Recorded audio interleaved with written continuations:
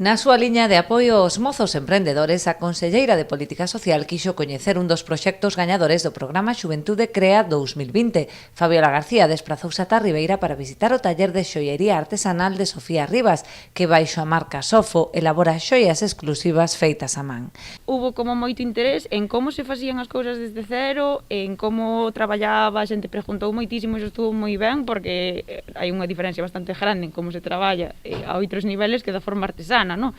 E iso estuvo moi ben. E despois tamén moitos encargos personalizados, a xente quere moito algo para sí mismo, e iso estuvo maravilloso, levoume moito traballo adiante, e agora vou empezar a sacar coleccións e tal, estou co proxecto final tamén da carreira, e supoño que aí sacarei tamén unha colección un pouco inspirada tamén en eso. Precisamente o obxectivo dos premios Xuventude Crea é darlle un pulo non só económico, senón tamén de motivación para que a mocidade converta o seu talento en negocio. O primeiro premio foi otorgado xa que a Xunta de Galicia veu claramente o brillo que contiñan todas as pezas que se presentaban a este certame.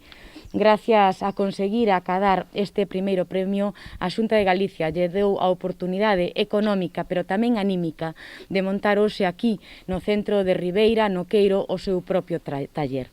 Neste taller que podemos comprobar hoxe que está cheo de enerxía, de ilusión e de ganas de continuar adiante con este brillante proxecto, ademais agora Sofía xa ten o propio nome do seu obradoiro, e polo tanto agora quedalle un longo camiño, pero tamén un longo camiño cheo de motivación e cheo de ilusión.